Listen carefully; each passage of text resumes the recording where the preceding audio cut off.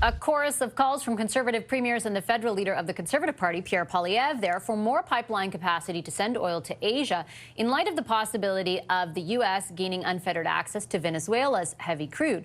To get to Asia, that pipeline needs to go through B.C. to the province's coast. Adrian Dix is B.C.'s Minister of Energy. Hi, Minister Dix. Pleasure to welcome you back to the show. Thanks for making the time.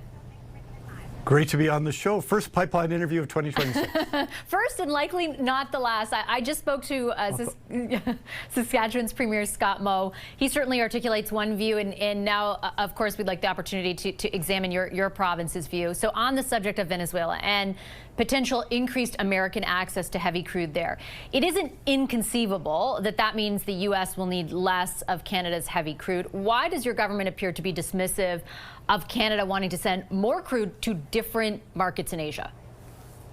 Well, first of all, we are sending it. The amount of crude that went from Alberta to BC has increased in the last few years by 300% because we built a pipeline, the TMX pipeline. It cost us $34 billion, the largest public subsidy for a program of its kind ever. So we own it. You and I and all the people watching us right now on TV own it. And there's a possibility to expand access through that pipeline. That's what everybody in the world is doing because it's so much less expensive.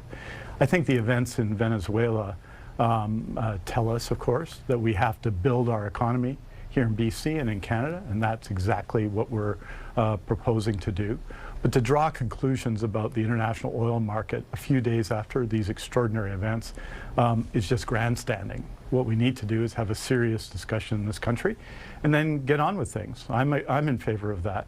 But get on with things that make sense, that don't increase our cost, make us a high-cost producer that nobody wants to pay for except maybe taxpayers. That's the approach we're taking.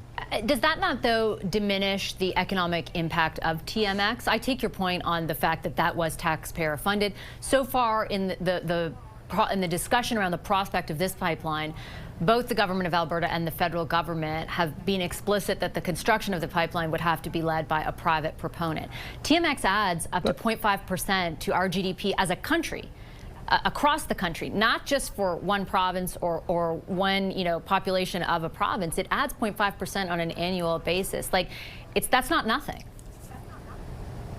And we're not saying it's nothing. In fact, TMX has been built.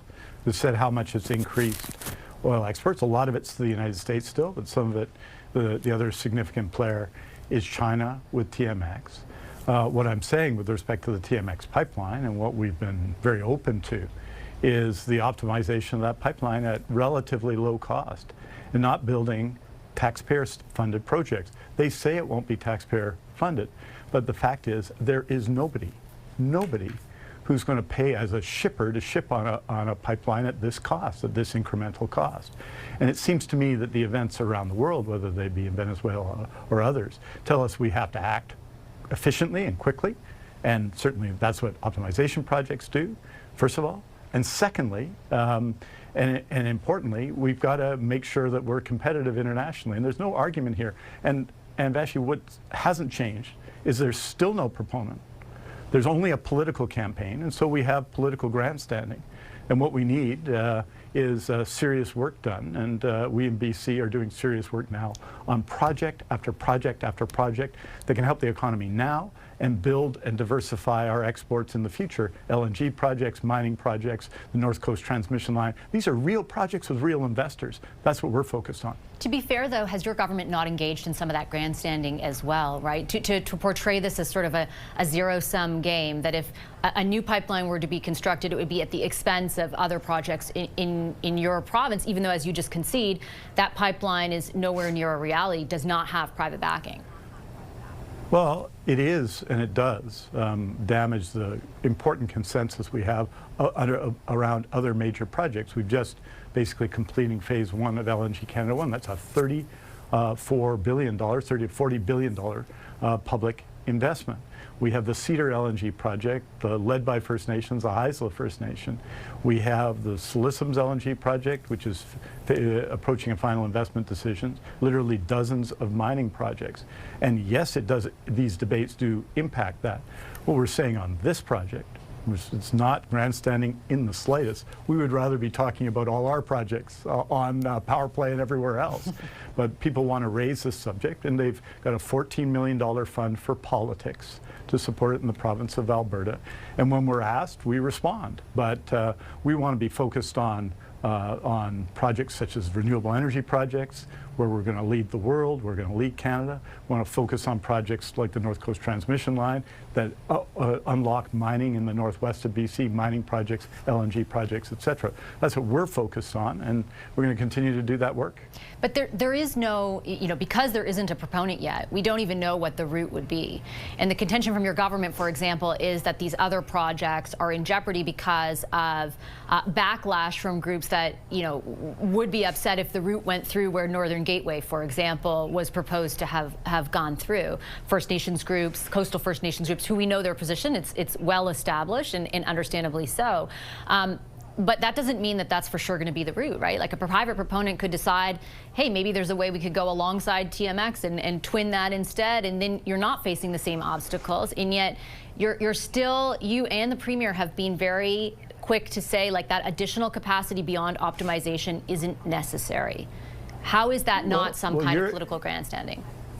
You're making the argument for us. There's no route, right? There's no possible takers for this, right? People who will actually pay market price for the cost of an additional pipeline. We don't know that. It causes disruption.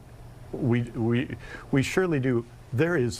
Why isn't there a proponent? We should ask ourselves, why isn't there a proponent? Because there isn't that market there. In the case of TMX, the reason they're able to compete, and they're about 84% full now on TMX, the reason they're able to do that is essentially an $18 billion public subsidy, right? So you take that off the top and it becomes viable. This is a more difficult proposition, what we're talking about. TMX was a twin pipeline, so you're twinning an existing route. Here you're talking about a greenfield pipeline, overturning a tanker ban, which for people on the West Coast is foundational, and in our view isn't going to happen. So we're making exactly your point.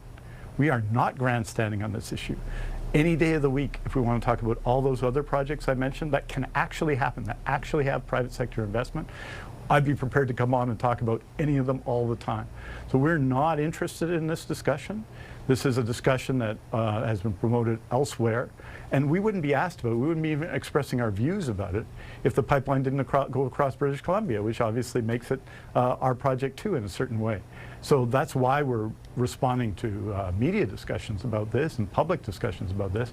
But what we're focused on are all those projects I talk about that are real and that are going to happen, we believe, that need a little bit of support from the federal government, probably, in many cases, but sometimes not, and need regulatory support, and we're trying to drive them through, and that'll be good for our economy, good for Canadians. And I will point out, we have spoken to the Premier about those projects. LNG has been a huge topic on this show, for a number of years.